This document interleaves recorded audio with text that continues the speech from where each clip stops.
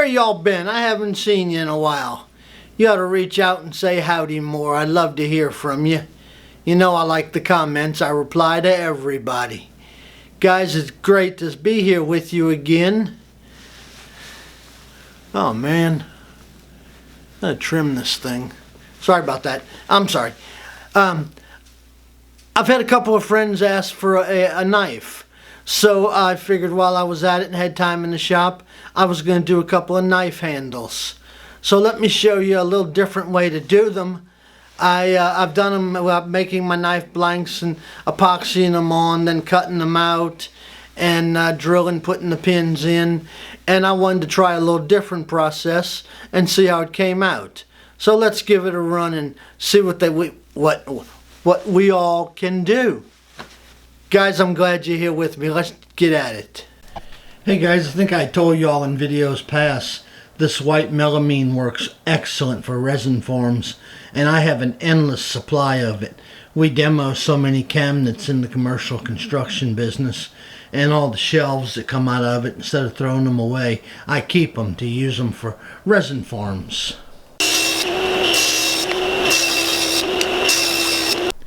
Alright my friends, I cut all my little pieces I needed for the forms and cleaned them up with denatured alcohol. I don't want any dirt or dust or anything like that sticking to my farm boards here. Because you want a clean farm. The animals like it that way. Plain old latex caulk, guys. There we go my friends, got them all to that point, ready to go.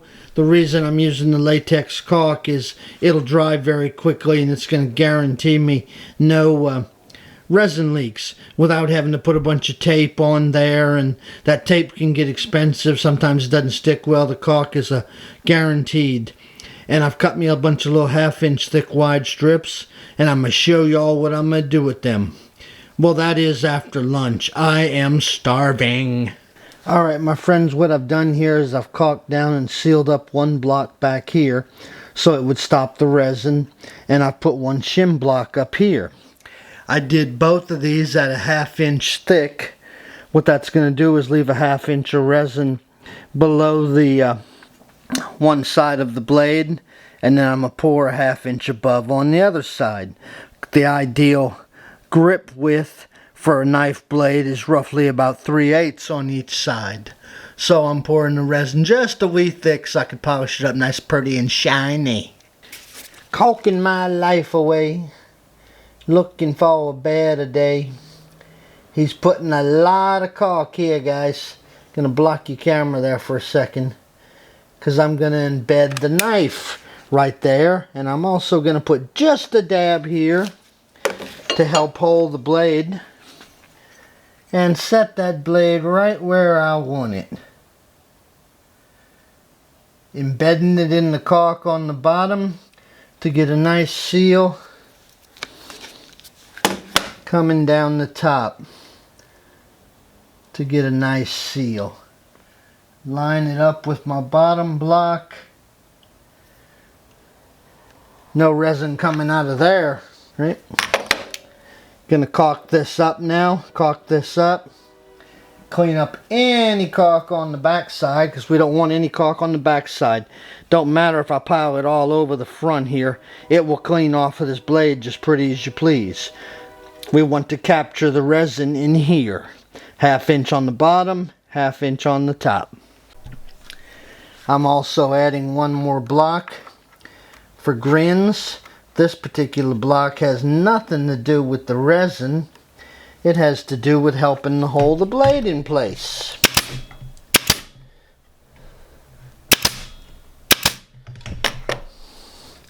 So my blade don't move. I've got a caulk seal right here to keep the resin in this area.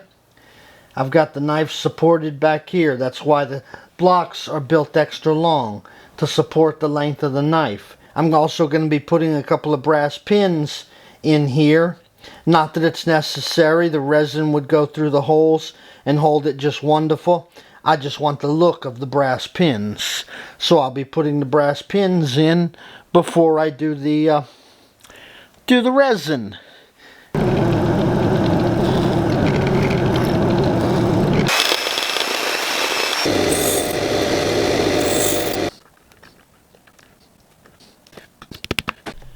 And here they are, my friends, ready to be cast. I'm going to stop and ramble anyway to go over a few details to give you my opinions on how I did this and why I did it this way. I don't know if I explained everything so far, but I could easily make 2 resin blanks and glue one up on each side, which would be nice and which would work, but the pattern that's created in my resin wouldn't be the same on each side. They would be 2 different castings, and by doing it this way, whatever pattern the pressure pot creates is going to mimic on both sides, just like cutting a book match piece of wood. And I wanted to put the brass in them and didn't want to just float that in there. I could have just slid the pin through the hole and put a little spot of glue on the bottom, and it would have probably stayed in place. But I drilled a hole for the pin to sit in, probably 1/8 to 3/16 of an inch deep, to make certain I could get it right in the center of that hole that's in the knife, and it would stay there and just real secure. Now that's going to make it a little rough when I demold them, because it's going to be sticking in the mold, and I'll have to cut that little bit excess off. But it's going to ensure me a better setting on my pins, I believe. And I also used the hollow brass tubing where the leather strap ties on, or the hanging hook, or whatever you choose to put there. What I've done here, as y'all saw in the video, to stop the resin from coming through, I thought I was using white caulk, but it actually was some clear caulk we had. Clear caulk comes out white but dries clear. So that's why it looks like there's nothing there anymore. And if you can tell on top of the piece of wood right there, I put a little extra dam just so the resin didn't overflow onto the blade of the knife. And the pins I'm using are not the exact size as the hole in the knife. All the brass pins I have are 1/4 inch and 3/16. And the holes that are in these knives are a metric size, a little different. So I was going to drill them out from my 1/4 inch pins. And I was videoing it, but let me tell you guys, I was burning up some drill bits. I even got out my very good Bulldog carbide bits, and they were having a hard time going through it. So these are some really well made blades. They're very hard. I was very impressed by that. For the price, I didn't think they would be that great of a blade, but they really are. Very good quality steel. So I wanted to let you guys know that before I just went and threw some resin in them here and said, oh, look how pretty. Okay? Oh, and y'all know something I found out the other day? Do you know why the woodworker lost his girlfriend? She just couldn't sand him anymore. Guys, these are the blade I'm using. I get them at one of my favorite stores here in town, Woodcrafters. And I kid you not, they say they're very well hardened. Focus camera. 3 times harder than normal steel. And by the drill bit situation, they are very good quality. This particular one comes with its little carrying case, and there's a couple of other ones that Woodcrafters carries, which I have laid out here. I just didn't keep their packs. I'm sorry for that, but that's where I get them, and they really work great, guys. Wanted to let y'all know.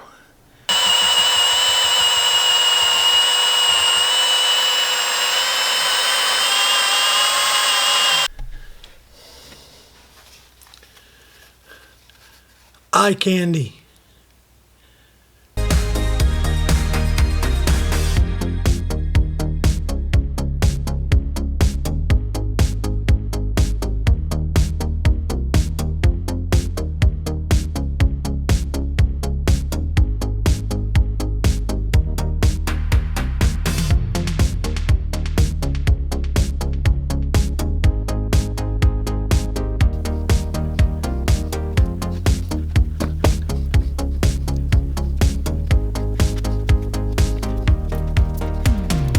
Into the pot we go. Making chicken dinner. Just chicken dinner.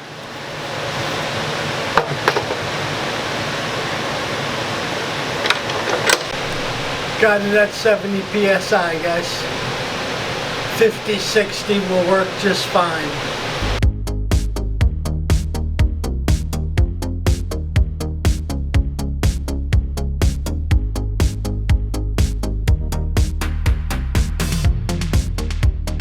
Here we go, my friends. I didn't want to make y'all watch me bust them up there, but took them all out of their molds, and as you can see, let me grab this one.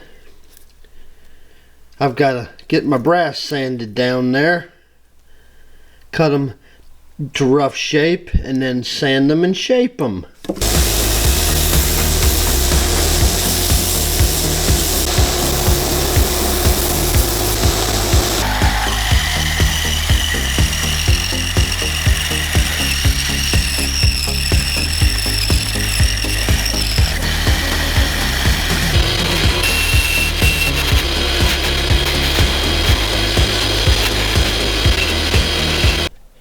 Oh my gosh, the shop's getting dirty. I can't believe it. All trim, guys. Even the trash can got dirty. There you go, my friends. All ready for sanding. Oh, focus, you stupid thing. There we go. All ready to get sanded up. Let's get at it.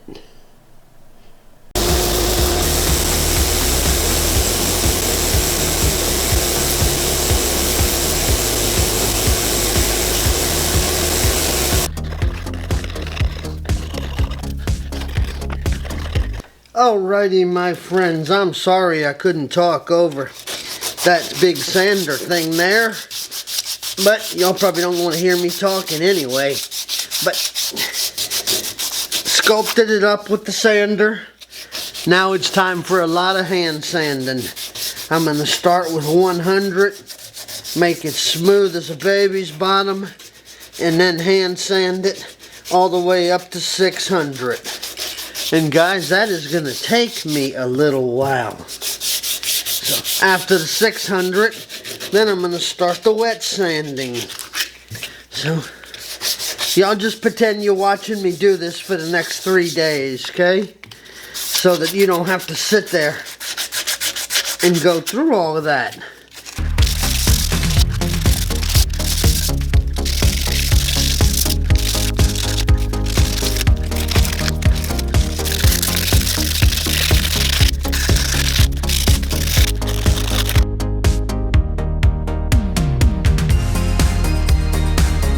Wet sanded up to 12,000.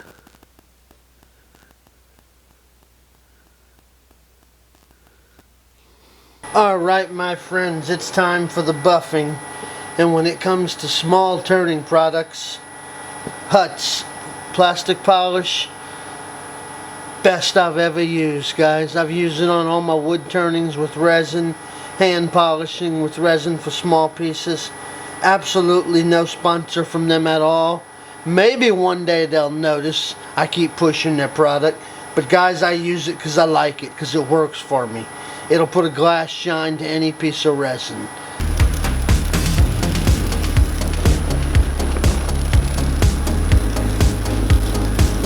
Hey my friends, I wanted to let y'all know I am sanding every one of these up to 12,000 and then buffing them. But this particular one I coated with resin without sanding it to do an experiment to see what I would get. So it was coated with resin, and man, I hope it can show up in the camera. I'm trying to get that glare right here where you can see all those little imperfections and unlevelness in the resin. And yes, it's like 100 times quicker just to coat it with resin and let it dry. You can't exactly spin this on the lathe while it's drying.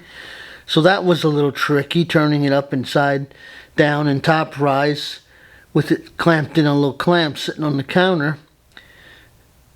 But it didn't come out to my satisfaction. So it's going to get sanded down also. But planned on doing that anyway. See it there? Just did want to give it a try and see what it looked like with just the resin on it. Playing with my light.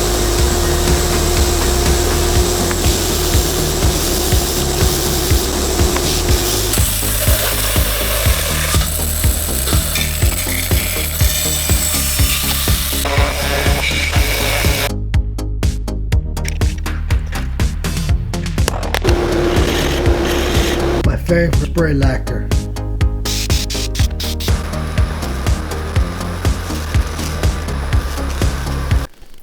Hey my friends, I'm going to be doing a little work here on the buffing wheel, buffing out my lacquer, and there's no way I'm going to do that and be able to talk to you at the same time because I wear a mask when I'm doing that. Absolutely, that I wouldn't think about doing without a mask. But anyway, you're going to see me buffing this out, and I'm not going to do the triple E wheel. I'm just going to do the white diamond and the wax because I do my my lacquer finishes. I go over them real well with 4/0 steel wool before I buff them. And as y'all can see, there ain't much of a shine to that.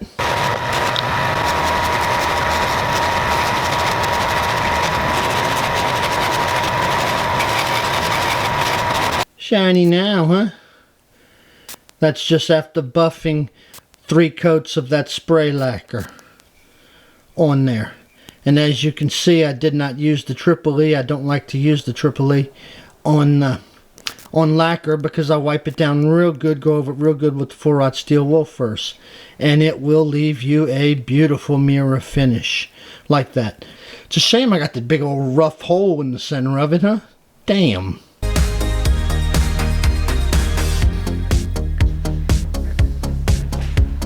Can also use 2-part epoxy. I wouldn't recommend using sienna acrylate.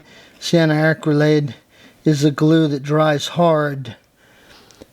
It doesn't keep a constant flex, so it doesn't work the best. Now I gotta turn this my way, guys. Here we go, my friends. Little old me.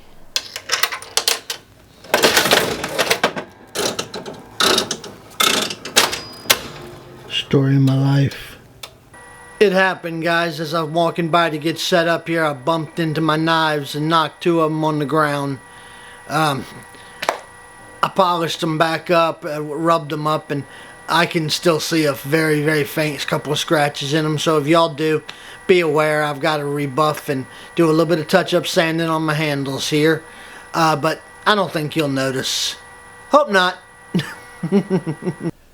Check that out. This stupid camera better not fight me with focusing.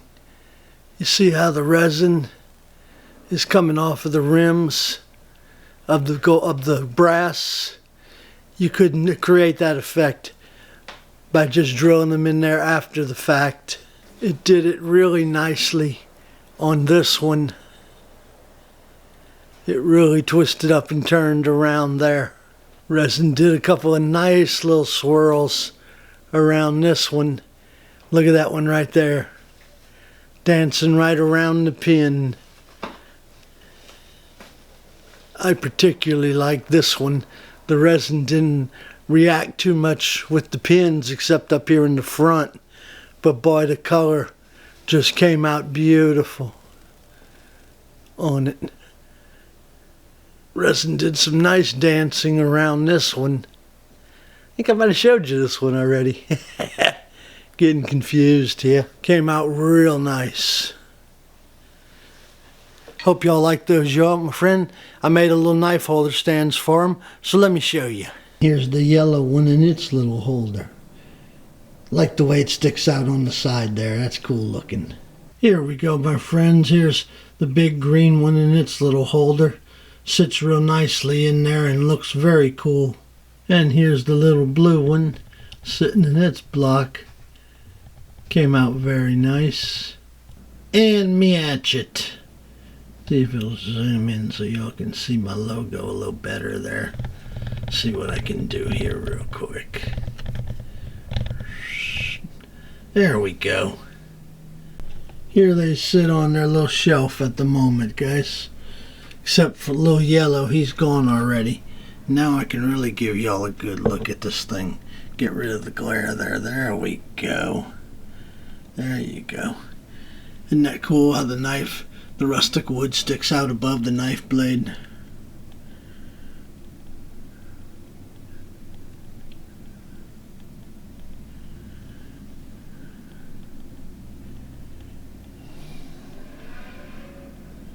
Here's little red, guys.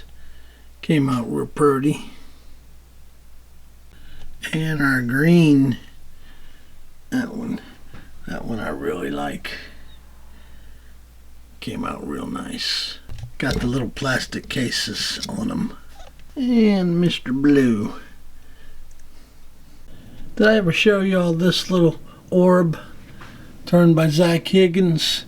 Zach does some beautiful work. I think I did. Got a little spaceship in there with the logo on it. Really neat little piece he made. Hey y'all. Y'all see this? It's a little puzzle that's been around a long time. You're supposed to take the ring off of the horseshoes. Watch how you put it back on. Okay? I've got all kinds of little puzzles laying around. I just love playing with them. I sure hope y'all like those little knives. That's a different way of doing it. And it's really cool how the resin will flow around the pins. And like I say, you could never do that by putting the pins in after the fact. I thought it made some great looking handles. Y'all let me know what you think if you don't mind. I would love to hear from you. I sure hope you enjoyed the video and hit that like button. And if you'd like to see more like that on wood turning and resin casting and shop projects and shop tips, please subscribe. I would be honored. Guys, it's a pleasure making the videos, getting to chat with y'all. It's become a great passion that I really love spending time doing. And I can't say thank you enough for watching. I gotta take it out. I just thought of something. But I'm not going to tell you. Y'all have fun, guys. Oh, I will be putting out a video strictly on the Beal buffing system. All the 3 different setups they have. And my opinions on how to use them. Yes, I'll probably not do it exactly like you should or like everybody else does. But as you know, we're all different and each to our own. If it works for us, that's awesome. So I'm going to show you what works for me, my friends. Alrighty? See y'all in a little bit, guys.